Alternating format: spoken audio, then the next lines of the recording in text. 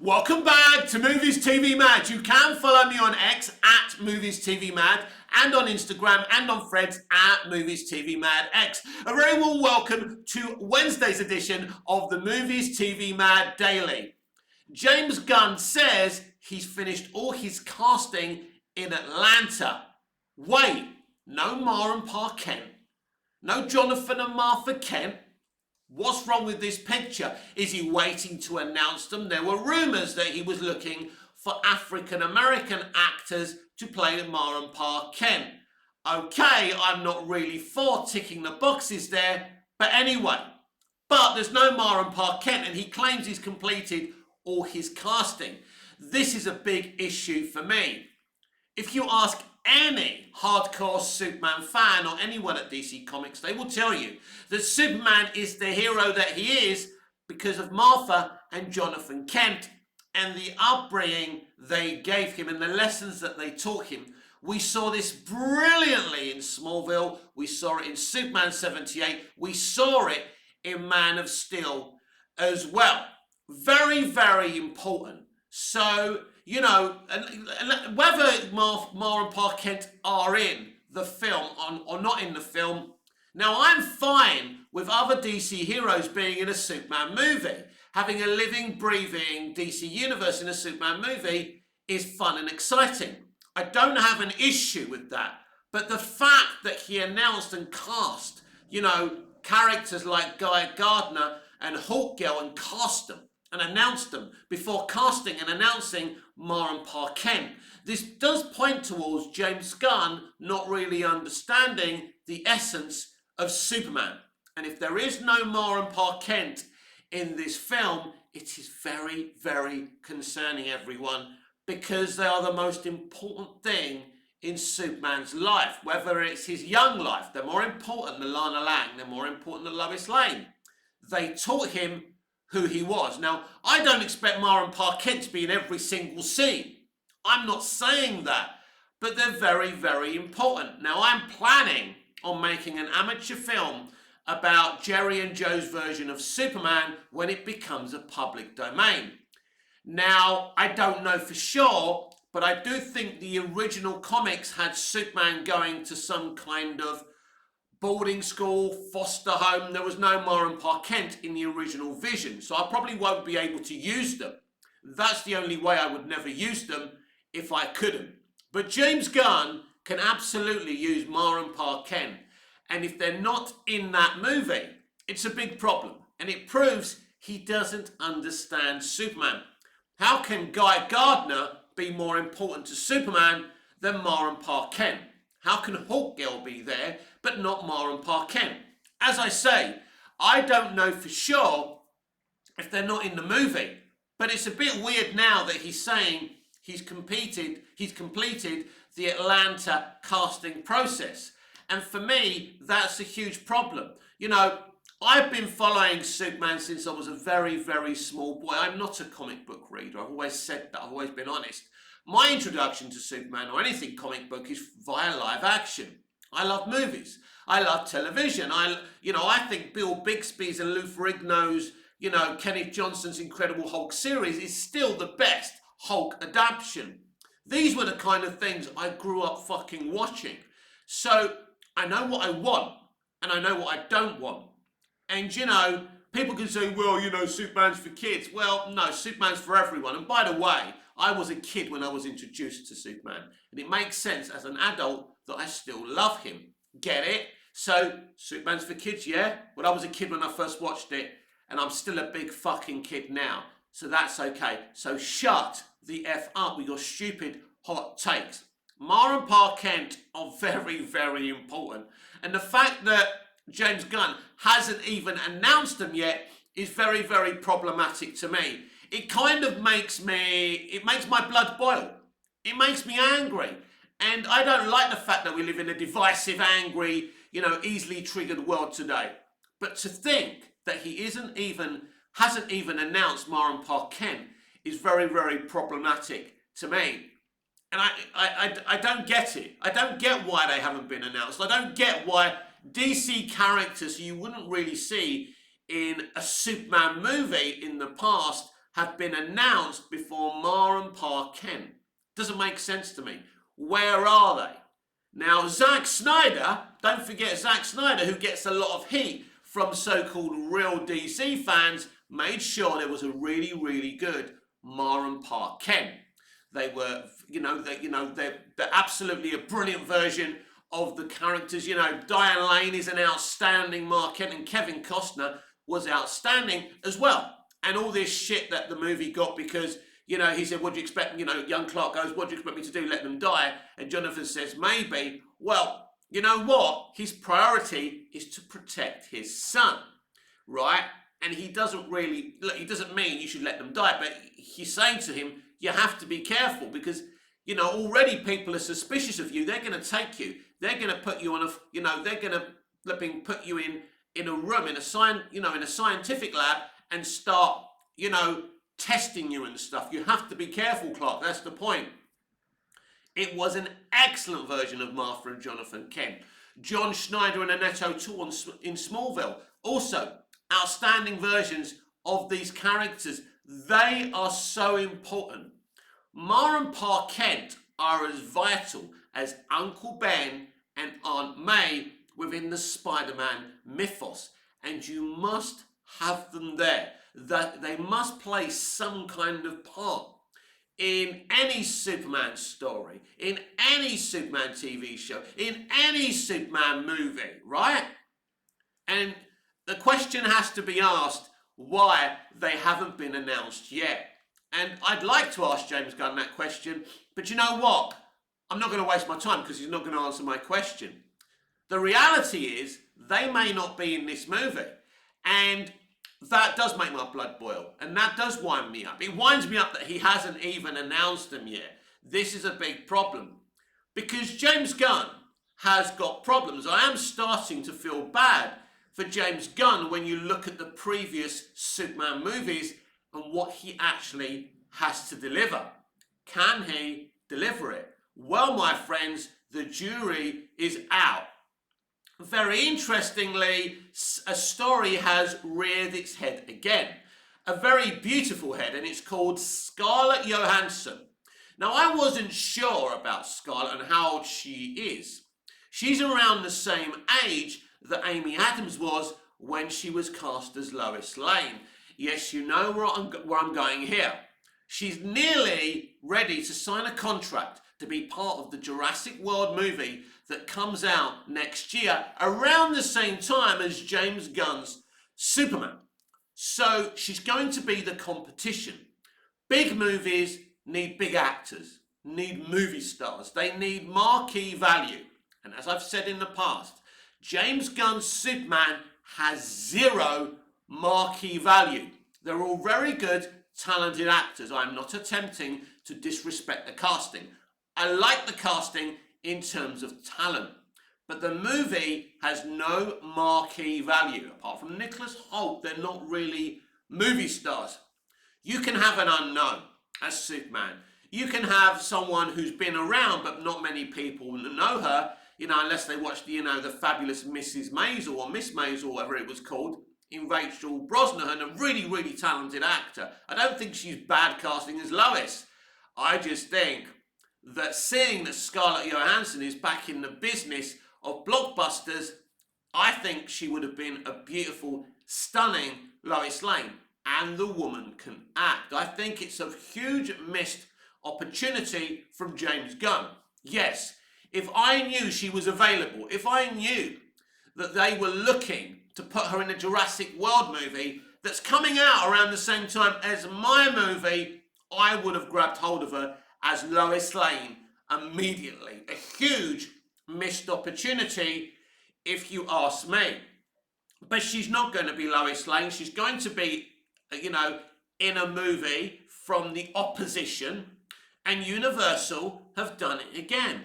Because Universal Pictures are a more intelligent, smarter company than Warner Brothers. They're the ones who bought Illuminations. Illuminations made the first Mario animated movie. It made over $1 billion. They're clever people. They're now going to make a sequel and make another $1 billion from that movie because they will make it the right way.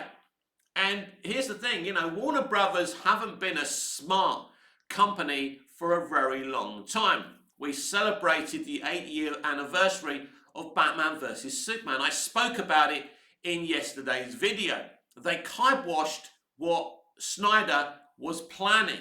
He wanted to make more movies. He wanted to continue it. Did you know when the studio first saw BVS, they loved it so much they signed Affleck up for a trilogy of his own Batman movies, which he would write, star, and direct in. Now we know there was going to be one, the Batman movie, but they signed him up for free. That's how much they loved BVS. The studio didn't actually hate BVS, but the irrational reaction to it was a problem. That's what scared WB in the end. And you know what? I'm not with any director. I don't have any loyalty to any fandoms. I just love what I love. So I love the Snyderverse. I think James Gunn is a capable writer-director. I love Guardians. I love Guardians 2. I enjoyed his third and final movie as well. I like the Suicide Squad. I love Peacemaker. But I've been honest before. If I had a choice, I wouldn't be going with Gunn. I'd be going with Snyder. And there's other writers and directors I'd go with before James Gunn. I was very concerned from the beginning when he was tapped to write a Superman script. Because to me in the past, he never really showed much love to Superman. Now suddenly he's standing around with a Superman mug and claiming he's always been a Superman fan. I think in the past when he first did Guardians and he was getting all this hype, he was even saying he would never touch Superman, that he would never want to run DC. All of a sudden, he's writing and directing a Superman movie and he's running DC. So it's a bit difficult. Look, I've said it before. I don't trust many people in New Hollywood. Of course I trust Denis Villeneuve. Of course I trust, Christopher Nolan. And I trust Zack Snyder because they're all about their art. And I get that. And James Gunn's a passionate guy who loves what he loves and makes what he makes. And I'm okay with that. I've said it before, I don't think it's a good idea to do connected universes. Someone was talking about what a shame we never got the Tim Burton Nicolas Cage Superman Lives, and I agree. And he said, wouldn't it be great if Tim could lend his voice and, let me say that again, Tim could direct it, but Nicolas Cage could lend his voice as Superman and they could do it. You could even have Michael Keaton as Batman, right, in this animated Superman Lives movie. It would be really cool. And I said, yeah, I agree with you. That would be great. But this is the problem with having one creative, having one vision. All other options are closed off to you. And don't give me DC Elseworlds because that's just a fucking dumping ground and we all know it. Yeah, I'm triggered today because sometimes I hear some news and I think maybe James Gunn will do a good job, and sometimes I hear news and I get a little bit concerned. And I've got my magnifying glass out and I'm going, where the fuck are Mara and Park Kent? How could they not have been cast by this point? Why is Scarlett Johansson not even playing any role, right, in a Superman movie? I didn't know she was interested in doing auditions and being in talks for blockbusters. I thought she was going to be a bit more independent, right? And it's not like she's getting older, but, she's been around since she was a little girl. So I thought maybe she wanted to do more mature projects, but clearly the woman just wants to act, and that's great. But for me, it's not just, she could have been a great Lois, she could have been a great Miss Tessmacher, and you have to question why Miss Tessmacher's in the movie anyway. That does worry me that an actor of Nicholas Holt's ability is just going to be a comedy Lex. And I'm gonna be clear. I'm gonna put my cards on the table right now. If Nicholas Hoult is a Gene Hackman type jokey Superman, I will be very disappointed. Now I've loved all the versions of Lex we've ever had. Gene Hackman was my first Lex Luthor. I loved that jokey kind of Bond villainy kind of version at Lex. It worked for that time. I loved the guy in the Lois and Clark New Adventures of Superman. He was great as well. I thought Spacey was great as well. And unlike some people, I thought that Jesse Eisenberg was outstanding. He looks nothing like the Lex Luthor we've seen in the comics or in television or in film. And how can I forget Michael Rosenbaum, my favourite Lex Luthor, before I go on? But the one thing that was ripped from the comics with Jesse's performance was the hatred and jealousy. You know, the sheer hatred he has for Superman. That's ripped from the comics, and Jesse performs it so well. So I've enjoyed all these different takes, but we're in 2024, and I'm not sure a more jokey Lex Luthor is right for the times. But you have to be suspicious when you've got Miss Tessmacher! I always love saying that. Any excuse to say that. And Otis in a movie. Because the last time Miss Tessmacher, I won't do it again, Miss Tessmacher and Otis were in a Superman movie, they were kind of comedy acts, as was Lex Luthor. So this makes me very, very suspicious. Maybe it's just a bit of inspiration to say, hey, we're respecting all different visions of Superman. And that's great. Then there's all these posters he keeps on teasing, and do they have any meaning? Are we really doing Kingdom Come? Or is he just taking inspiration of Kingdom Come? Like he's taking inspiration from All-Star Superman. Well, no one the fuck knows, because there's no context when he teases these things. He hasn't said he's doing Kingdom Come Superman. But we know he's using the Kingdom Come S-Shield. So that points towards him maybe doing it. Because David's a younger actor, or not that young, he's 30, right? Which is young, but don't forget Chris Reeve, Brandon Routh, were 24 years old when they were cast as the character. And David is 30. Maybe he's slightly that age because they want to do Kingdom Come. They want to make him up to look older at the beginning of the film. It will be interesting. I'm not saying that James Gunn can't make a great movie. I'm saying the jury is out. He's got the hardest task anyone has ever had to make a successful Superman film. Here's the thing.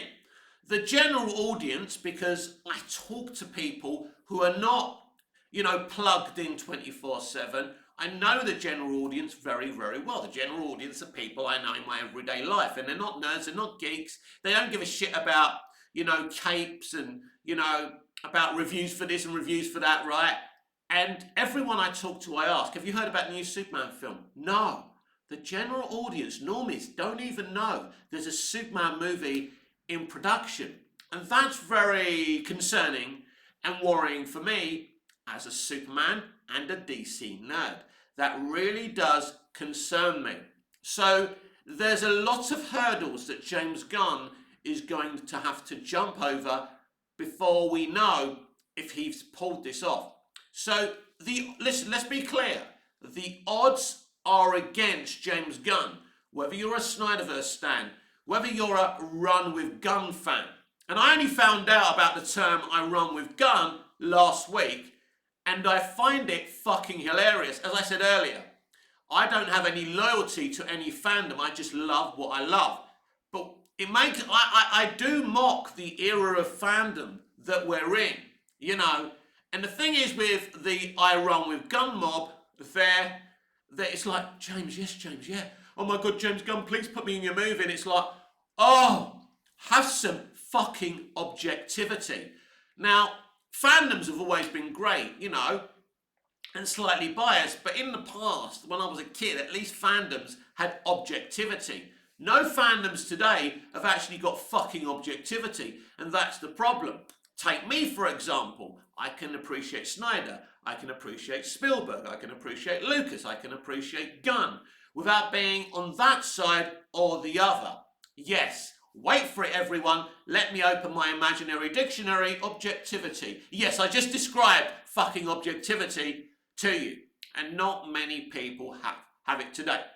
And objectivity is very important, especially if you're doing what I'm doing right here. But nobody watches your videos, Mick. You're crap. Nobody does watch my videos, where a few people do, right? And I know who you are, and I appreciate you very, very much. Thank you for the likes, the follows, the subs, the shares. I appreciate one or two of them, but I appreciate them anyway. It's nobody cares what you got to say. Guess who cares what I have to say? Me. That's all that fucking matters. Right, me and my ego. That's what matters. I'm here every day because I enjoy doing this, right? I know I'm not going to make it rich, but at the end of the day, you don't buy a ticket, you don't win the raffle. So who fucking knows, right? But who are you to tell me that my opinion's not valid because I don't have a million fucking followers? Nothing like, not even, you know, kind of any relevant number. But that doesn't matter, you know. It's always funny when actually there's this great line from the film JFK starring Kevin Costner, directed by Oliver Stone. And you know, there's a prostitute that's going to testify, and someone says she's a prostitute. And Kevin Costner's character says, "Isn't it? It's always funny to me that because a prostitute is a witness, people think she's got to have bad eyesight." And I think that's the thing, isn't it? When you don't have many followers, people don't trust you. But maybe it should be the other way around. The lesser the following you have, the more trustworthy you actually are. Why? Why, Mick? You're a bit biased. You would say that, wouldn't you? Yes, I would, but let me explain to you. Successful content creators are sponsored. They're owned by other people. Their number one motivation is to keep and enhance their popularity and success. People like me only have one motivation: to speak from the heart. We know we're never going to be successful. We know we're not ever going to be hardcore content creators. We're just here for passion because we're fed up of everyone having a view apart from us. So we sit here and we record our thoughts. I'm like you, right? I'm no better and I'm no worse than you. I'm just a guy giving you my opinion while recording it. That's it. That's what I'm doing.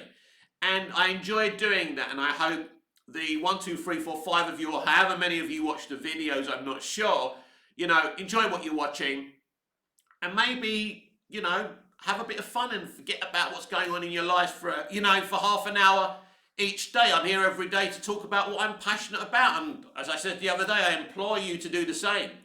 If you feel you can do it and don't care, you don't have an ego, and you don't care about being embarrassed or mocked or anything like that, and you don't necessarily want to be successful, you should do it. The last thing you should, you know, become a content creator for is to be successful.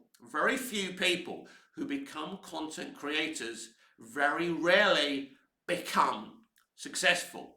Campier became successful because he had contacts within the industry. The same with all those Colliders and Schnepp and all of them. You know, rest in peace and all of that.